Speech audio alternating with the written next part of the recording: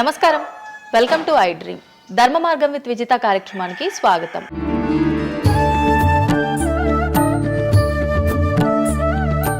ప్రస్తుతం మనతో పాటు ఉన్నారు ప్రముఖ జ్యోతిష్యులు వేణుస్వామి గారు. ఇప్పుడు వారితో మాట్లాడి మరిన్ని విషయాలు తెలుసుకుందాం. ముఖ్యంగా మనకెన్నో సందేహాలు ఉంటూ ఉంటాయి, వాటి గురించి అడిగి తెలుసుకునే ప్రయత్నం చేద్దాం.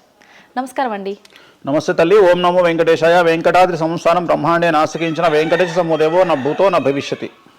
ఇప్పటి వరకు కూడా రకరకాల విపత్తులు అయితే మనం చూసాం. గత ఉగాది మన కొత్త సంవత్సరం నుంచి కూడా ఇప్పటి వరకు చాలా విపత్తులు చూసినాం.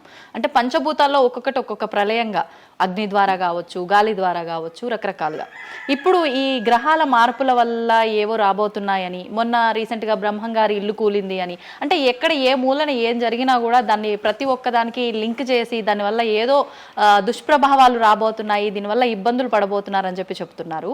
మరి ఈ 2026 మనమైతే ఉగాది నుంచి చూసుకుంటాం, కానీ ఆంగ్ల నూతన సంవత్సరం రాబోతోంది. దీని ద్వారా మనకు ఉగాది వరకు ఈ మధ్య కాలంలో ఎలా ఉండబోతోంది, గ్రహాలు రాశుల పరంగా చూసుకుంటే, పంచభూతాల పరంగా చూసుకుంటే, తర్వాత మనకి సంవత్సరం మారిన తర్వాత ఎలా ఉండబోతోంది. సో రాబోతున్నటువంటి సంవత్సరం పేరు కూడా చాలా చాలా చాలా కాంట్రవర్షియల్ నేమ్, పరాభవనామ సంవత్సరము. పరాభవము అంటే ఓటమి, అవమానముతో కూడిన ఓటమి అని అర్థం. పరాభవము దుర్యోధనుడికి మయసభలో జరిగినది పరాభవము. సో అలాంటి పరాభవము ఎవరికి జరుగుతుంది అంటే, ఎవరి జాతకంలోనైతే ఏలినాటి శని ఉందో, 6వ స్థానంలో శని ఉన్నాడో, 8వ స్థానంలో శని ఉన్నాడో, 12వ స్థానంలో గురువు ఉన్నాడో, వాళ్లకు ఈ సంవత్సరం సంచలనాలు ఉండబోతా ఉన్నాయి. అది మేషరాశి కావచ్చు, మీనరాశి కావచ్చు, సింహరాశి కావచ్చు. సో ఇలాంటి వారికి ఈ సంవత్సరం పెను సంచలనాలు ఉండేటువంటి అవకాశాలు ప్రస్ఫుటంగా కనిపిస్తూ ఉన్నాయి. సో ఇది ఓవరాల్గా సంవత్సర ఫలితము. ఇక 12 రాశులకు సంబంధించి ముందుగా మేషరాశి కనుక తీసుకున్నట్లయితే, మేషరాశికి ఈ సంవత్సరము ఏలినాటి శని నడుస్తూ ఉంది. సో ఏలినాటి శని ఒక పక్క గురువు బాగాలేడు, ఒక పక్క రాహు బాగాలేడు, ఒక పక్క కేతు బాగాలేడు. సో ఇలాంటి సందర్భంలో పెను సంచలనాలకు కారణభూతమయ్యేటువంటి అవకాశం ఉంది. సో విద్యార్థులకు ఉత్తీర్ణత శాతం తగ్గుతుంది, కోరుకున్న ప్లేస్మెంట్స్ రావు, వీసా రిజెక్ట్ అయ్యే అవకాశం ఉంది. ఉద్యోగస్తులకు పై అధికారుల వల్ల సమస్యలు ఉంటాయి, ప్రమోషన్లు ఆగిపోతాయి. సో బదిలీలు చాలా దూరంగా బదిలీలు అయ్యే అవకాశం కనిపిస్తూ ఉంది. రాజకీయ నాయకులకు ఫెయిల్యూర్స్ కనిపిస్తూ ఉన్నాయి, ఉన్న పదవులు కోల్పోయే అవకాశం కనిపిస్తుంది, ఎన్నికలలో ఓటమి కనిపిస్తూ ఉంది. రైతులకు మొదటి పంట కంటే రెండవ పంట బాగుండే అవకాశం ఉంది. కళాకారులకు, క్రీడాకారులకు అవకాశాలు తగ్గిపోయి ఆదాయం తగ్గిపోయే అవకాశం ఉంది. స్త్రీలకు సంబంధించి భర్తల మధ్యన గొడవలు అయ్యే అవకాశం ఉంది. అలాగే వ్యాపారస్తులకు, బ్యూరోక్రాట్లకు ఈ సంవత్సరం ఏసీబీ, సిబిఐ, సిఐడి లాంటి కేసులు లేదా ఈడీ కేసులు కనిపిస్తూ ఉన్నాయి. ఈ సంవత్సరం ఓవరాల్గా మేషరాశి వాళ్ళని తీసుకుంటే న్యాయపరమైన ఇబ్బందులు, ఆర్థికపరమైన ఇబ్బందులు, ఆరోగ్యపరమైన ఇబ్బందులు, తండ్రికి సంబంధించిన అపమృత్యు గండము, అలాగే న్యాయపరమైన చిక్కులు, వాహన ప్రమాదాలు, భార్యాభర్తల మధ్యన గొడవలు, ఇవన్నీ మేషరాశి వారికి కనిపిస్తూ ఉన్నాయి. మరి ఏం చేసుకోవాలా అంటే, తిరునల్ల శనీశ్వర ఆలయంలో ప్రత్యేకమైన శని పూజ నిర్వహించుకోవడంతో పాటు నలుపు రంగు దుస్తులకు దూరంగా ఉండడము, నలుపు చెప్పులు, నలుపు వాహనాలకు దూరంగా ఉండడము, లెదర్ వస్తువులకు దూరంగా ఉండడము, నలుపు లెదర్ వస్తువులకు దూరంగా ఉండడం వల్ల సమస్యల నుండి గట్టెక్కుతారు. ఏడాదంతా వీటికి దూరంగా ఉండాలి. మరి నెక్స్ట్ వృషభ రాశి. సో వృషభ రాశి వారికి ఈ సంవత్సరం 100కు ఇంచుమించుగా 75% అనుకూలంగా ఉంది. రాహువు, కేతువు, గురువు, శని అనుకూలత కనిపిస్తూ ఉంది. చాలా బాగుండబోతా ఉంది. ఈ సంవత్సరం మే నుండి విపరీతమైన రాజయోగం పట్టబోతా ఉంది. చాలా అనుకూలంగా ఉంది. విద్యార్థులకు ఉత్తీర్ణత శాతం ఉంటుంది. స్త్రీలకు అనుకూలమైన ఫలితాలు ఉంటాయి. స్త్రీలకు మీ ఇంట్లో కమాండింగ్ అంతా మీదే ఉంటుంది. రాజకీయ నాయకులకు ఎన్నికలలో విజయాలు సాధిస్తారు. డబ్బులు ఎక్కువ ఖర్చైనా విజయాలు సాధిస్తారు. అలాగే రైతులకు 2 పంటల దిగుబడి, రాబడి బాగుంటుంది. విద్యార్థులకు కోరుకున్న ప్రదేశాల్లో సీట్లు వస్తాయి. ఉత్తీర్ణత శాతం పెరుగుతుంది. అవివాహితులకు వివాహ యోగ సూచనలు కనిపిస్తున్నాయి. సంతానం లేని వారికి సంతాన యోగం కనిపిస్తూ ఉంది. వ్యాపారస్తులకు, అన్ని రంగాల వ్యాపారస్తులకు అనుకూలమైన ఫలితాలు ఉండబోతా ఉన్నాయి. క్రీడాకారులకు, కళాకారులకు అవకాశాలు, ఆదాయము పెరుగుతాయి. ఓవరాల్గా ఈ సంవత్సరం పూర్తి స్థాయిలో మీకు ఎటువంటి సమస్యలు కనిపించడం లేదు. చాలా బాగుంది కాబట్టి మీకు ఎటువంటి రెమెడీస్ అవసరం లేదు. వీలైతే సోమవారం నాడు శివాలయంలో రుద్రాభిషేకాన్ని నిర్వహించుకోండి. సో నెక్స్ట్ మిథున రాశి. ఈ సంవత్సరం ఏదైనా రాశి 100కు 110% అనుకూలంగా ఉంది అంటే మిథున రాశి. సో గురువు, రాహువు, కేతువు అన్ని గ్రహాలు అనుకూలంగా ఉన్నాయి. పట్టిందల్లా బంగారంగా ఉంటుంది. గురువు అతిచారం వల్ల మీ జాతకం చాలా బాగుండబోతా ఉంది. గత 10 సంవత్సరాల నుండి మీరు పడుతున్నటువంటి కష్టాలన్నీ తొలగిపోయే అవకాశాలు కనిపిస్తూ ఉన్నాయి.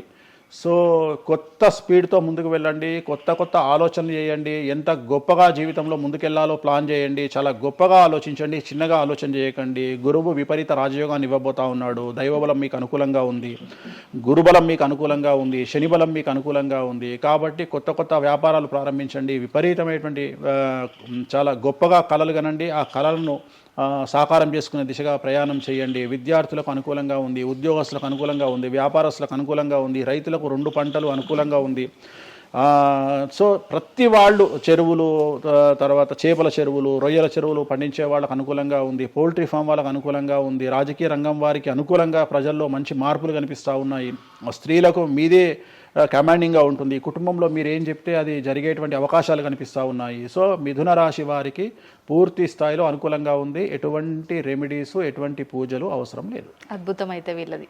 నెక్స్ట్ కర్కాటక రాశి. సో నెక్స్ట్ కర్కాటక రాశి. సో కర్కాటక రాశి వారికి కూడా ఇంచుమించు 90% అనుకూలంగా ఉంది. కాకపోతే ఇక్కడ ఉన్న సమస్య ఏంటి అంటే మే వరకు 2026 మే వరకు కొద్దిగా వీళ్ళకు గురువు 12వ ఇంట్లో ఉన్నాడు కాబట్టి కాళ్ళు చేతులు విరిగే అవకాశం ఉంది, దెబ్బలు తగిలించుకునే అవకాశం కనిపిస్తూ ఉంది. జాగ్రత్తగా ఉండండి.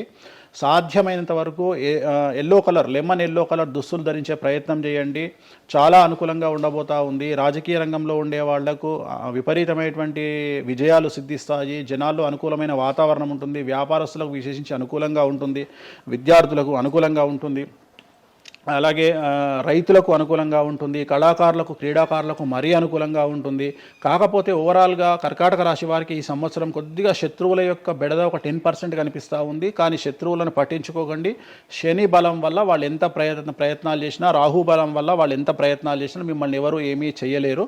సో మీరు చేయాల్సింది ప్రతి గురువారం నాడు లెమన్ ఎల్లో దుస్తులు ధరించే ప్రయత్నం చేయండి. అలాగే శ్రీకాళహస్తిలో గురు దక్షిణామూర్తి వద్ద గురువారం నాడు గురుహోరలో గురువుకు అంటే దక్షిణామూర్తికి అష్టోత్తర పూజ చేయించుకోండి. అలాగే పసుపు రంగు పువ్వు ఏదైనా ఉంటే అక్కడ నుండి తెచ్చుకొని ఇంట్లో పెట్టుకోండి. మీకు అనుకూలమైన ఫలితాలు ఉంటాయి. అంటే శని వీళ్ళకి ఫేవర్గా ఉన్నాడు అంటే శని వీళ్ళకి చాలా ఫేవర్గా ఉన్నాడు, రాహు ఫేవర్గా ఉన్నాడు, కేతు ఫేవర్గా ఉన్నాడు, మే నుండి గురువు కూడా ఫేవర్గా ఉంటాడు.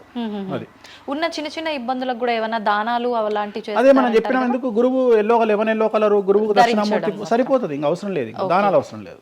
మరి తదుపరి రాశి. సో నెక్స్ట్ సింహరాశి. సింహరాశికి ఈ సంవత్సరం అష్టమ శని నడుస్తూ ఉంది. గురువు వ్యతిరేకమైన ఫలితాలు, రాహు కేతువు చాలా నెగిటివ్గా ఉన్నారు.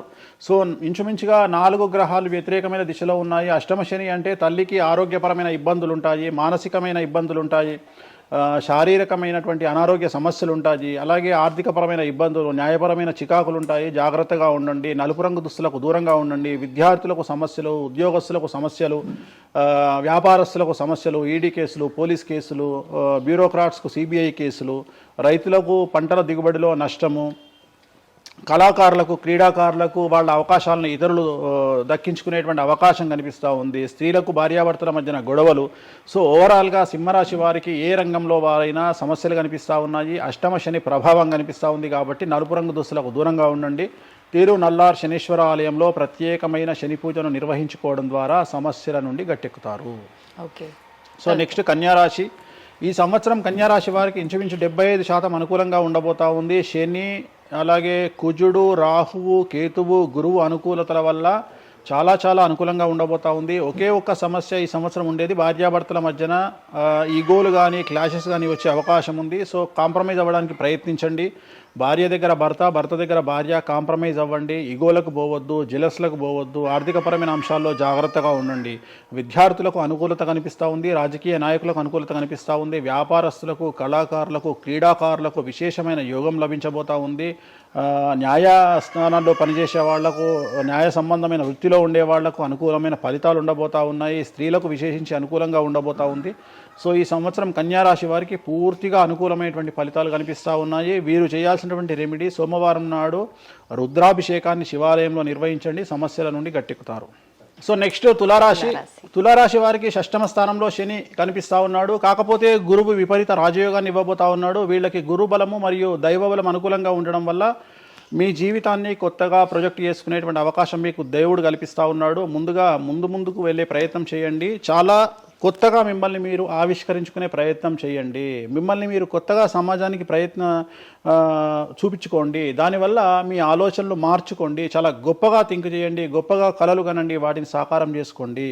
గురువు అనుకూలంగా ఉన్నాడు, కాకపోతే కుటుంబంలో పెను సంచలనం జరిగే అవకాశం కనిపిస్తూ ఉంది. 6వ స్థానము భాగ్యానికి మరియు శత్రుత్వానికి కారకుడు కాబట్టి శని వల్ల సంచలనం జరిగే అవకాశం ఉంది. విద్యార్థులు, ఉద్యోగస్తులు, వ్యాపారస్తులు, కళాకారులు, క్రీడాకారులు, రైతులు, అలాగే రాజకీయ నాయకులు ఎవరైనా సరే వాళ్ళ జీవితంలో ఏదో ఒక పెను సంచలనం జరిగే అవకాశం కనిపిస్తూ ఉంది. నలుపు రంగు దుస్తులకు దూరంగా ఉండండి. తిరునల్లార్ శనీశ్వర ఆలయంలో ప్రత్యేకమైన శని పూజ నిర్వహించడం ద్వారా సమస్యల నుండి బయటపడతారు.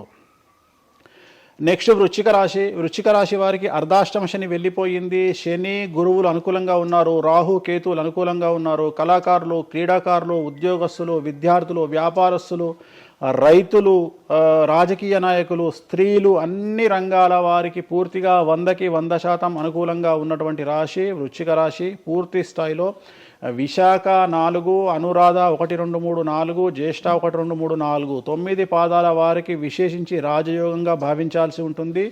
మే వరకు విపరీత రాజయోగం కనిపిస్తూ ఉంది. మే తదుపరి కూడా అనుకూలమైన ఫలితాలను పొందుతారు కాబట్టి వీరికి ఎటువంటి రెమెడీసు, ఎటువంటి పూజలు అవసరం లేదు. చాలా గొప్పగా కళలు కనండి, మీకు ఉన్నటువంటి కళలను సాకారం చేసుకోండి, మీకు ఎటువంటి రెమెడీస్ కూడా అవసరం లేదు. నెక్స్ట్ ధనుసు రాశి వారికి అర్ధాష్టమ శని నడుస్తూ ఉంది. అర్ధాష్టమ శని అనేటువంటిది డబ్బులను అధికంగా ఇచ్చి ఆ డబ్బుల ద్వారా సమస్యలు తెచ్చేటువంటి ఒక పరిస్థితి. అంటే డబ్బులు లేకపోతేనే సమస్యలు అంటారా? డబ్బులు ఉంటే కూడా సమస్యలు. డబ్బులు ఉన్నప్పుడు వాటిని మనం ఖర్చు చేసే విధానంలో సమస్యలు, వాటిని మనం ఎలా సమాజంలో ఖర్చు పెట్టబోతున్నామనే సమస్యలు ఏర్పడేటువంటి అవకాశం ఉంది. కాబట్టి మీరు ఇన్వెస్ట్మెంట్ చేయడంలో కానీ, అప్పులు ఇవ్వడంలో కానీ, ఎవరికైనా అప్పులు ఇవ్వడంలో కానీ, చిట్టీలు వేయడంలో కానీ, సహాయం చేయబోయేటప్పుడు కానీ జాగ్రత్తలు తీసుకోండి. ఎటువంటి పరిస్థితుల్లోనూ డబ్బులు ఎవరికి ఇవ్వవద్దు. సో ధనుస్సు రాశి వారికి డబ్బు పరంగా సమస్యలు ఏర్పడే అవకాశం ఉంది. రాక డబ్బులు వచ్చినాయి కాబట్టి తీసుకెళ్ళి వేరే వాళ్ళకి ఇచ్చి మోసపోయే అవకాశాలు కనిపిస్తూ ఉన్నాయి. ఈ ఒక్క విషయంలో ధనుసు రాశి వాళ్ళు జాగ్రత్తలు తీసుకుంటే విద్యార్థులకు, ఉద్యోగస్తులకు, కళాకారులకు, క్రీడాకారులకు, రాజకీయ నాయకులకు, స్త్రీలకు, వ్యాపారస్తులకు, రైతులకు, అన్ని రంగాల వారికి ఈ సంవత్సరం అనుకూలంగా ఉంటుంది.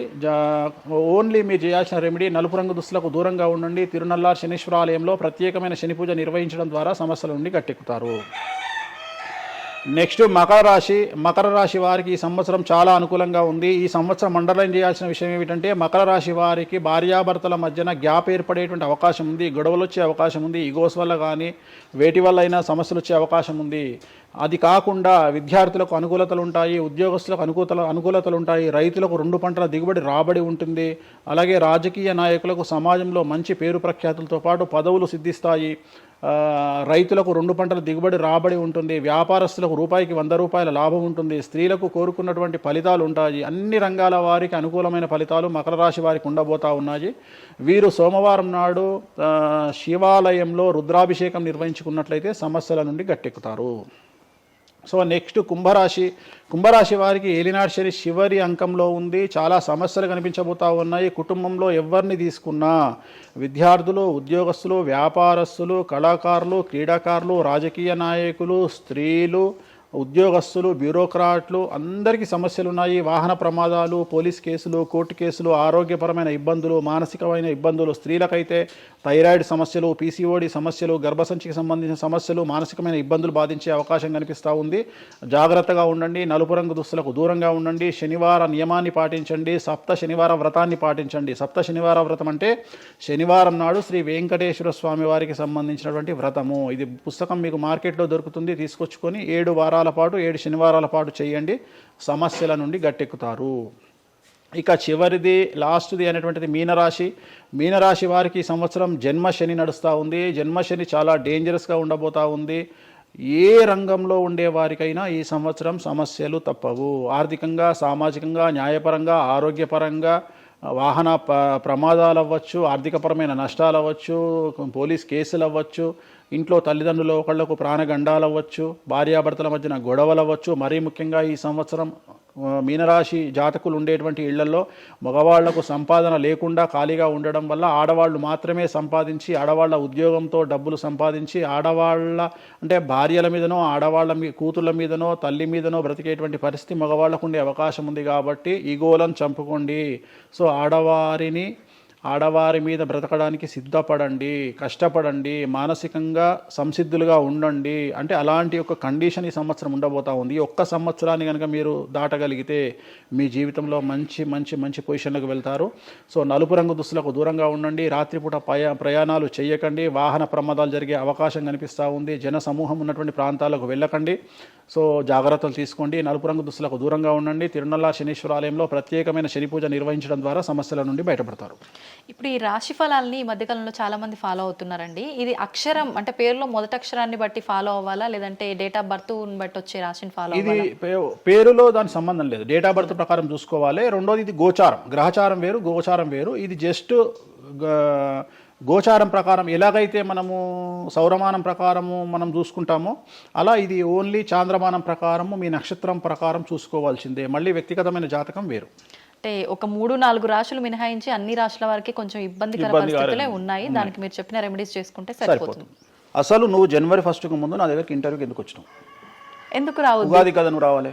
ఉగాదిది సపరేట్, అప్పుడు కొత్త పంచాంగం దృష్ట్యా ఇది సపరేట్. క్వశ్చన్ లేదు. ఎందుకని? తప్పు. దీనికి ఆన్సర్ చెప్పినాకనే ముందరకు పోవాలి మనం. ఉగాది 2026 మార్చి 19 నాడు శ్రీ పరాభవన సంవత్సరం వస్తుంది. దానికి కదా మనం పంచాంగం తీసుకోవాలి. నేను ఎందుకు ముందుగా వచ్చానంటే నేను దానికి ఆన్సర్ చెప్తా. మీరు ఎట్లాగో బిజీ పూజల్లో, మళ్ళీ నాకు అవకాశం దొరుకుతుందో లేదో తెలియదు. కాదు.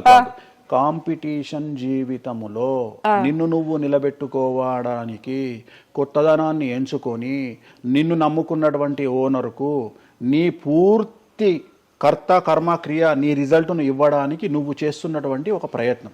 నిన్ను నువ్వు